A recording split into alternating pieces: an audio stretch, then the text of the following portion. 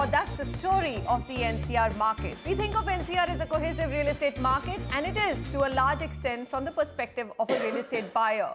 His affordability decisions, where you buy a home in the region, all of them depend on NCR being considered as a cohesive market. Sometimes you find people are traveling across from Noida to Gurgaon for work. But as we welcome 2016, grappling with real estate's worst slowdown in 5 years, it's important to ask which of these markets is likely to revive soon. And part of that answer comes from what the state governments are doing for real estate. So as we center our debate on NCR's property, we are going to get your perspective on UP versus Haryana. After all, these two states are very different, governing the housing stock of some of the key markets of the National Capital Region. Welcome everyone. My guests today are Pankaj Bajaj, MD Eldeco Infrastructure and Properties, Arjun Puri, MD Puri Constructions, Mohit Goyal, CEO of Omax, Gaurav Kumar, MD Capital Markets, CBRE South Asia, and Sameer Jasuja, founder and MD of Prop Equity. Before I go across to my panel and start grilling them, here's something interesting that you all need to just have a recap on. Let's take infrastructure first and tell you the Haryana story. Now, what's happening? Clearly, and for everyone to watch, lack of proper planning and administration has left Gurgaon's infrastructure in shambles. Roads in pathetic conditions, dug up in every corner, sewage, garbage disposal, water tables, everything is a concern. And you've been reading about that and hearing about it. Metro projects, though, on the other hand, are a plus. Extension of rapid metro is in progress on a PPP mode. A survey has been conducted to connect Gurgaon directly with Delhi's sub-city Dwarka. So those are some thumbs up for infrastructure of Gurgaon. The existing metro line ending at Hura City Centre metro station is also getting extended to connect old Gurgaon with new. So lots, metros literally changed Gurgaon's connectivity, and in what a big way. In September last year, Faridabad got direct connectivity with various parts of Delhi via a 13.7 kilometer long metro corridor. So these are some of the plus points and the big negative of Haryana when it comes to infrastructure. Now let's shift focus to Uttar Pradesh. And when we say Uttar Pradesh, clearly the markets which we are interested in are Noida, Greater Noida, Yamuna Expressway and Ghaziabad. When it comes to infrastructure and connectivity, Noida seems to have an edge over Gurgaon, at least in terms of planned and better roads. They're much, much better. We'll have to give it hands down to the UP government on that front. NH24 is getting widened. Prime Minister Narendra Modi rolled out a 7,500 crore decongestion plan for NH24 on the second last day of 2015. So just before the year ended, that was a big news and bonanza which came in. This highway connecting Delhi to Meerut will be upgraded into a signal-free access control expressway. This will cut travel time between the two cities to just 40 minutes. You also have existing NH24, which will be widened into a signal-free 14-lane expressway. And this bypass has emerged as a big one for affordable housing. Metro, what's happening? Noida and its twin city, Greater Noida, are being brought closer with a 30-kilometer long metro corridor. And Ghaziabad metro extension, 9.6 kilometer long elevated Dilshad Garden, new bus adda stretch is likely to be commissioned in 2017. Okay, I've gone breathless, so I'm going to now open the floor to my panelists. So, Noida versus Gurgaon, that's the big question. Let's shift it to the centers that we are actually looking at. Pankaj, what do you think? Which one's better placed? You've already summed it all up. No, I haven't summed it up. I've just said the good, the bad. See, the infrastructure... You're free to tell us the uglier parts that we've not spoken about, or the really good parts, excellent parts. See, the infrastructure in UP, which is Noida and Greater Noida, is really excellent. The master planning is excellent. And when we say infrastructure, not only roads, but sewer, electricity, almost everything is in place. Gurgaon obviously has the advantage of the proximity to the international airport, and a lot of MNCs having their presence there. But generally the policies of the government in UP are much friendlier to development than they are in Haryana. So I'll give you an example. The FAR, the buildable area that one gets in 1 acre in Haryana is 1.75 into the 4,000 square meters per acre, and which is about 76,000 square feet. An equivalent acre in Noida will let the developer build about 1.2 lakh square feet. The density which is allowed in UP is much higher than in Haryana, so that allows the developer to make smaller apartments. And therefore more affordable. So an average apartment size in Noida would be about 1,000 square feet versus 1,700 square feet in Gurgaon. So that obviously translates into affordability. So Okay. the ticket prices in Noida would hover around 50, 60, 70 lakh rupees, and that is the reason why it has emerged as a hub for affordable mid housing. But you would find that a lot of people get priced out by the policies of Haryana in Gurgaon. So Yeah. let's ask the Gurgaon developer. Do you think that Gurgaon is on pricing front? As Pankaj said, Arjun Puri, you need to come in here. On pricing front, Gurgaon has become a little bit too expensive for it to be affordable. And in terms of policy, the Gurgaon or Haryana government has really struggled to keep pace with what UP has done. Well, a couple of things. Firstly, Gurgaon is without a shadow of doubt, I think we all agree, the most desirable address in NCR even today. If any of us had to buy a house for ourselves, If we could afford it. or if we could afford it, in NCR, the number one choice would always be Gurgaon. Now, it is true that Gurgaon Infrastructure has, had a lot of issues in the past, but with this government, with this current government, we have seen, fantastic policies and a lot of dynamism shown by the Chief Minister to settle issues. I'll give you an example. So, Dwarka Expressway was, embroiled in litigation for over 5 to 6 years.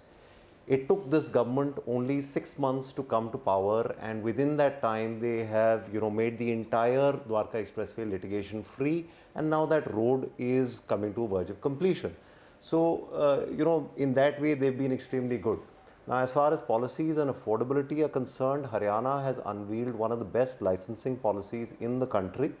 They have recently introduced a new licensing policy under which they have allowed licenses to be given for townships even on 25 acres, and they have unlocked a huge amount of land in Haryana. So I think even affordability is something that the Haryana government has really worked on. Okay, all right, I'll come to each of these points and get independent expert views, but Mohit, what's your point of view? I mean, you're there in both markets, but literally, I mean, as a developer, do you find that UP policies are far more encouraging, far more conducive to your business than Haryana is?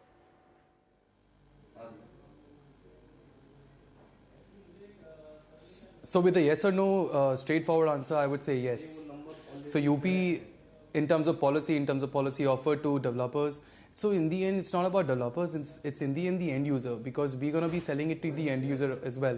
So as Mr. Pankaj says, the average size of the apartment, which is 1,000 in say UP and which is around 1,500 to 1,700 in Gurgaon.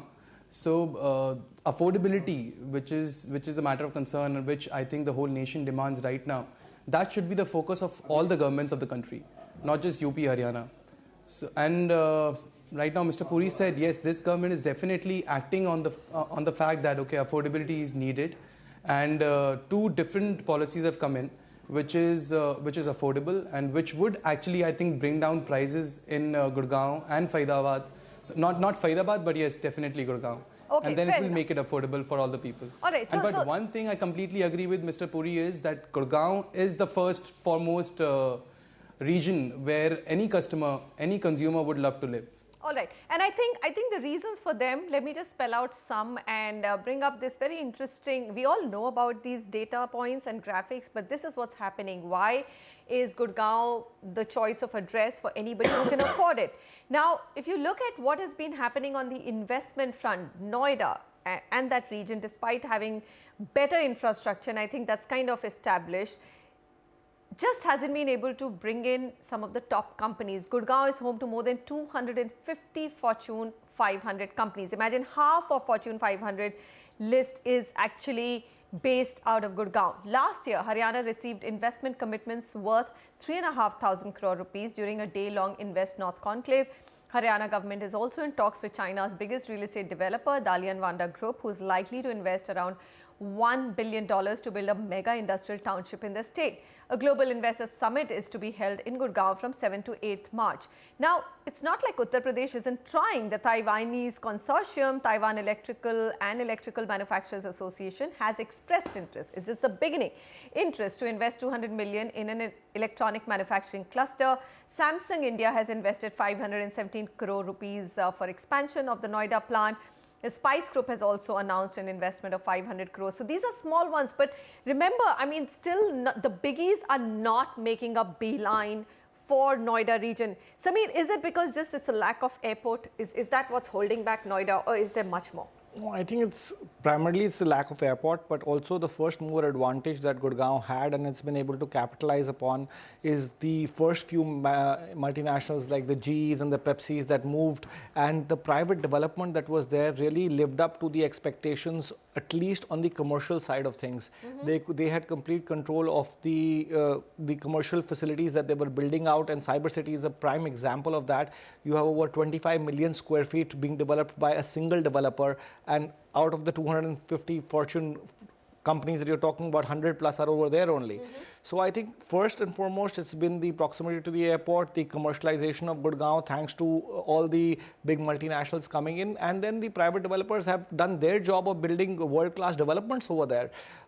Coming to Noida, you know, there has been this government intervention of passing on land to the developers, and you know, one big thing on the policy side we're not talking about, which is going to start to really badly affect Noida in a big way, is that you know, you could buy land in Noida from the developer by paying over 8-10 years, and many developers and many developments are going to have not paid up that amount to the land authorities, and the consumers are going to really suffer over there because they're never going to get their flats, and that's going to be a big negative from a policy perspective on the Noida front. Oh my God. Okay, that's a big one. We're going to come back to that, but I think let's just keep this debate right now between Noida and Gurgaon. And when we say Noida and Gurgaon, we're literally looking at NCR, Gurgaon and all the surrounding areas, Dwarka Expressway, Sona Road, etc. on one side, and Noida, Greater Noida, Yamuna Expressway on the other side. Gaurav Kumar, what's your point of view? I mean, in this whole story of Gurgaon versus Noida, A, do you accept that Noida does have better infrastructure and planned cities versus Gurgaon, which is, you know, collapsing under infrastructure issues? But on the other side, it's still the better address to be in. I think, you know, you can't debate the fact that the Noida administration historically, and it's not just been built in a day, you know, from the last 15 years, they've been very, very focused on infrastructure development. And from their point of view, you know, they've done what they could do for land allotments. Now, you know, obviously the private sector may not have stacked up, but at the end of the day, the reason Noida is so affordable, one, like Pankaj said, it's smaller unit sizes, but two, also because you have a 7-year payment schedule to pay for land. Now, I know it's become a big monster now because developers may or may not have paid it, but from their side, the administration has been very, very proactive. As far as Gurgaon is concerned, sure, it's become a critical hub, but one of the things that Gurgaon needs to be careful about now is the rising real estate costs. You know, if you look at the cost to occupiers, historically all over India, that $ per square foot per month mark has been the magic figure at which it makes most sense for multinationals to come and expand in India. Now, Gurgaon's breached that this year. You know, Gurgaon's well above that mark. And in a way, that could be Noida's opportunity, because while the government's been very successful in attracting private development investments, they have not been as successful in attracting multinational occupiers. So while Gurgaon would do 3 to 4 million square feet every year, you know, Noida does about 1 million square feet. So it's a great affordable destination for end users of residential products, but not so much for occupiers. The other place I think where Noida lacks is social infrastructure. You know, the reason Gurgaon is supposed to be so cosmopolitan is because it's got the fancy hotels, it's got the malls. Of course, DLF just started their new mall in Noida, so that should help greatly. But from a employee's perspective, you know, where would I rather work between Gurgaon and Noida? I would always vote for Gurgaon. All right, fair enough. So infrastructure, clearly Noida wins hands down, but in terms of job creation and where you would want to work, it's Gurgaon which wins hands down. I'm hoping that the big DLF mall would also create a new destination for social infrastructure. But I think I'm going to come back to that very, very big point which Sameer just raised, which is that a lot of buyers of Noida projects are probably going to be in for a shock, because number of developers who have got land from Noida Authority haven't really paid up for their land. Pankaj, is that true? I mean, how big is this problem, and how serious could it be for the buyer? It is true, and in terms of putting a number to it, I'm told the figure is about 4,000 crore rupees, which various developers owe to Noida Authority or Greater Noida Authority and are in default of. What I'm not so happy about is that why is this a shock? Why is there no transparency about it? Why should one discover it in an off chance in a TV program? I mean, this information should be on Noida Authority's website. The developer should be forced to put it on their website, whether their installments to the Noida Authority or to the Greater Noida Authority are up to date or not. This should not come as a surprise to the buyer once he's about to get his possession. Of course, there is some semblance of safety when you take a bank loan, because you expect the bank to have done its diligence. But the problem is, let us say somebody booked a house in 2013. Maybe a developer was regular in his payments to the authority till 2013, but started defaulting thereafter. Right. And it's 2016 and you're about to get possession of your house, but lo and behold, you can't get the sublease deed done in your favor because the developer has defaulted. Oh now this information should have been there on the website, and it's not too late even now. I would strongly urge not only the Noida Authority but also my developer fraternity to have this transparency with the customer. Let him decide if he wants to go with a cheaper flat with a defaulting developer, so be it. But let it not be a surprise to anybody. I cannot even believe it that we've just discovered this on a regular debate. Okay, Sameer, yes, you need to come in and make a point there. What happens to all the buyers who've locked themselves in, bought the projects in 2013 and are going to now discover that they really cannot even get ownership of their flats? They are in a very big soup. But coming to a very small defense on the Noida Authority's part, you see they've come out with this, I would say, a bad policy where in terms of cancelling the allotment, they are not doing that. They are just charging more interest. So you have that 8-year period. So if the developer says, I'm defaulting today, say in 2013 or 2014, I'll cover up for that payment 3 years later. And till he doesn't give possession, he's absolutely scot-free. He just has to pay a higher amount of interest. There is no pressure from the Noida Authority, or there is no system that is being followed by the Noida Authority where if there are X number of flats that are getting sold, there is a escrow getting created and the first payment goes towards the land, and because that's the most important part. You don't even own the land in which you're building these so-called apartments. So you're telling me that this is probably the biggest thing which is going to become the undoing. I mean, literally, the NCR market will collapse, Sameer. I mean, the Noida market will. The Noida market, not the NCR market. Okay, here, I think, this is extremely scary. I know Mohit wants to contribute.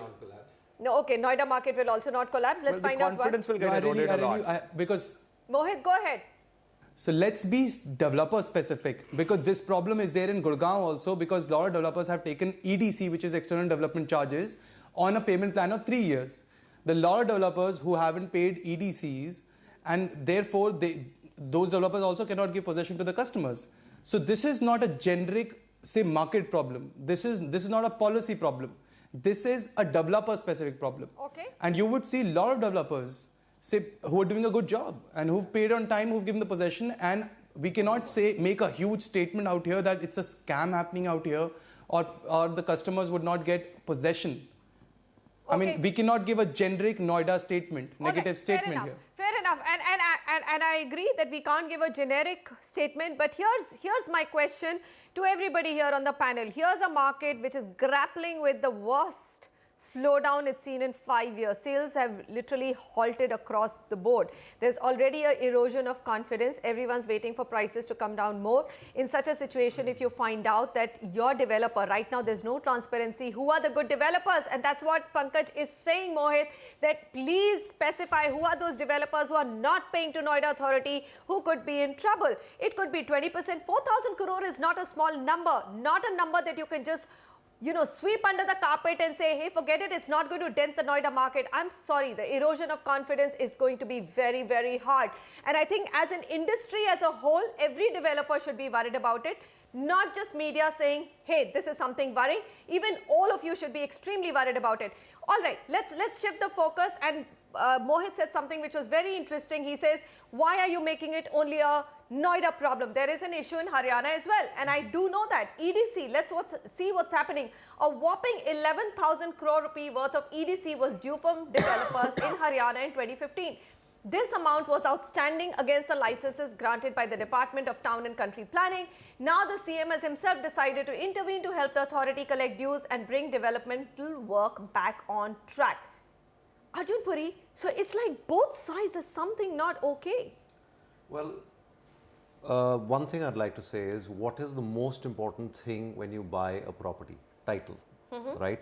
In Haryana, when you're buying a property, because of the policy of the government of Haryana, that the developer must buy his land or his title must be his own. He must buy it himself and then come and get a license. I think that is a very prudent policy, and that ensures that when you buy in Haryana, your title is 100% secure, because the landowner has been fully paid for. Even in the case of Noida, the issue is when Noida authority is also acquiring land from private farmers. Later on, the farmers come and ask for enhancement of the acquisition, or they challenge the acquisition altogether.